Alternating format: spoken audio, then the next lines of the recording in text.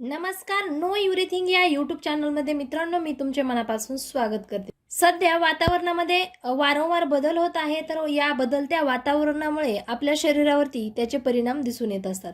वातावरणातील बदलामुळे जास्तीचा परिणाम म्हणजे ज्या व्यक्तींची इम्युनिटी पॉवर कमी आहे अशा व्यक्तींना जास्त त्रास होत असतो. वातावरणामध्ये बदल झाल्यामुळे सर्दी, खोकला, घशामध्ये खरखर होणे, छातीमध्ये कफ साठणे, वारंवार आपल्याला खोकल्याची उबळ येणे, त्याचबरोबर आपल्याला अपचन, अजीर्ण या देखील समस्या उद्भवत असतात. तर मित्रांनो, या सर्व समस्या समूळ नष्ट करण्यासाठी मी तुम्हाला साधा सोपा एक उपाय सांगणार आहे. तर त्यासाठी या ठिकाणी तुम्ही जी वनस्पती पाहत आहात ही आहे वेखंड. मित्रांनो, हे जे वेखंड आहे ते कुठल्याही आयुर्वेदिक दुकानामध्ये तुम्हाला सहज उपलब्ध होणार आहे. या वेखंडामध्ये अँटी इन्फ्लेमेटरी, अँटीऑक्सिडंट्स मोठ्या प्रमाणामध्ये असतात. त्याच्यामुळे आपल्या घशातील इन्फेक्शन, छातीमध्ये साठलेला कफ हा पूर्णपणे वितळून लावण्यासाठी या वेखंडची आपल्याला खूप सारी मदत होत असते.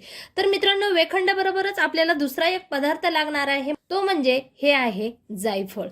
जायफळ हे आपल्याला शांत झोप लागण्यासाठी, त्याचबरोबर आपलं जे खाल्लेलं अन्न आहे ते जर व्यवस्थितरित्या पचन होत नसेल यासाठी देखील जायफळचा वापर केला जातो. त्याचबरोबर मित्रांनो, आपल्या छातीमध्ये साठलेला कफ हा पूर्णपणे पातळ करण्यासाठी हे जे जायफळ आहे ते अतिशय उपयुक्त आहे. तर जायफळ देखील आपल्याला किराणा दुकानामध्ये किंवा आयुर्वेदिक दुकानामध्ये सहजतेने उपलब्ध होत असते. तर मित्रांनो, उपायाला सुरुवात करण्यापूर्वी जर तुम्ही माझ्या यूट्यूब चॅनलवरती नवीन असाल तर माझा चॅनल सबस्क्राईब करा. त्याचबरोबर शेजारील बेलवरती देखील प्रेस करायला विसरू नका. तर मित्रांनो, आपण वेखंड आणि जायफळ या दोघांची एक पेस्ट बनवून घेणार आहोत. तर या ठिकाणी आपण दगडावरती हे जे वेखंड आहे ते थोडंसं पाणी ऍड करून उगाळून घ्यायचं आहे.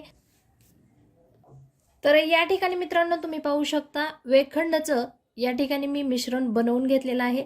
तर आता हे मिश्रण मी एका चमच्यामध्ये काढून घेणार आहे. याच पद्धतीने आता जायफळची देखील मी पूड बनवून घेणार आहे. जायफळची मात्रा थोडीशी जास्तीची ठेवायची आहे, यामुळे आपल्याला त्वरित आराम मिळतो. जायफळ हे उष्ण असते, त्यामुळे आपण आपल्या आहारामध्ये समावेश करताना याचा थोडासा बेताने समावेश करायचा आहे. त्याचबरोबर जायफळ वारंवार आपल्याला शिंका येत असतील तर अशा वेळेस तयार झालेली जी पेस्ट आहे त्याचा जर आपण वास घेतला, त्यामुळे देखील आपल्या येणाऱ्या ज्या शिंका आहेत त्या त्वरित थांबणार आहेत. त्याचबरोबर सर्दी पडसं झाल्यामुळे आपल्याला डोकेदुखीचा हा त्रास होतच असतो. तर मित्रांनो, डोकेदुखी देखील बंद करण्यासाठी, शांत झोप लागण्यासाठी, घशातील इन्फेक्शन पूर्णतः बरे करण्यासाठी आपण आज हा साधा सोपा उपाय बनवत आहोत. तर या ठिकाणी जायफळचे जे पेस्ट आहे ती देखील आपली तयार झालेली आहे. तर या ठिकाणी मी जायफळची पूड काढून घेणार आहे. या ज्या दोन्ही पेस्ट आहेत या आपल्या सर्दी खोकल्यावरती अतिशय रामबाण अशा आयुर्वेदिक पेस्ट आहेत. यांचा वापर करून आपल्या घशातील इन्फेक्शन एका रात्रीमध्ये पूर्णतः बरे होणार आहे. तर या ठिकाणी आपण हे जे मिश्रण आहे ते थोडंसं गरम करून घेणार आहोत. मित्रांनो, यामधील जे पाणी आहे ते पूर्णतः ॲब्झॉर्ब करणार आहे ही पेस्ट, आणि आपलं तयार होणारं जे मिश्रण आहे त्याचा आपण यूज करणार आहोत.